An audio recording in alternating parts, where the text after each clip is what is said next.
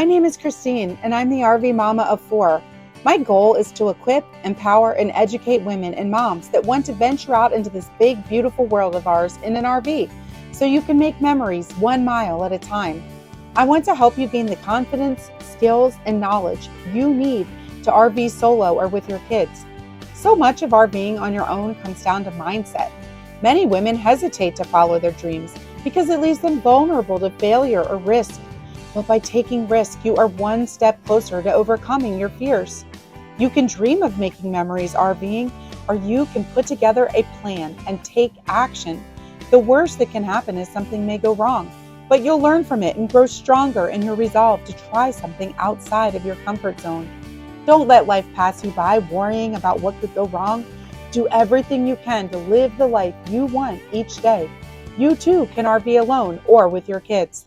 This is where we can go paddleboarding, guys. We'll put this address in because it's not a strong current. Look, you can go right over here and you don't get stuck at all because you're right in that cove. Here we are hiking and just came across this waterfall within the first like 10 feet. Gorgeous, gorgeous. We're in Colorado near Granby, Monarch Lake Trail.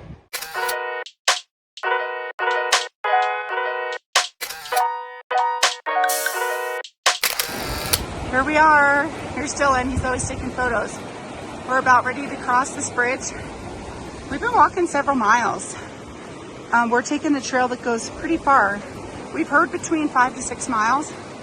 We don't know exactly, but yeah, we just came across this beautiful bridge. Dylan, say hi. So we're actually on a hiking trail, but we lost our group because the kids are super young and so they can walk really fast. So we're not sure where everybody went. So we're alone in the woods again. We do this quite often. We've never actually been with a group. And so here we go. We're in moose territory.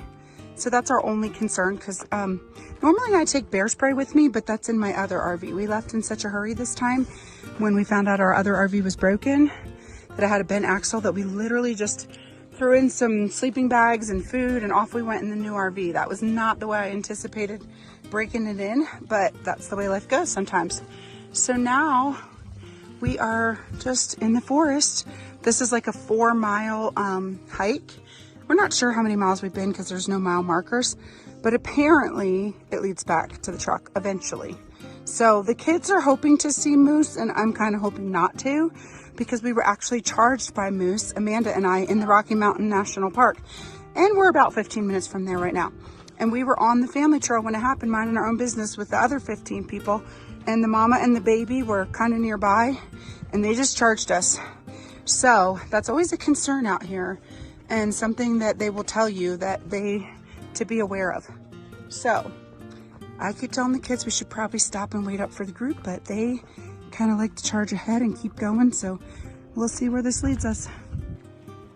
Here we are taking this beautiful hike. It's been a 4.5-mile hike. It feels like 8 in Colorado terrain.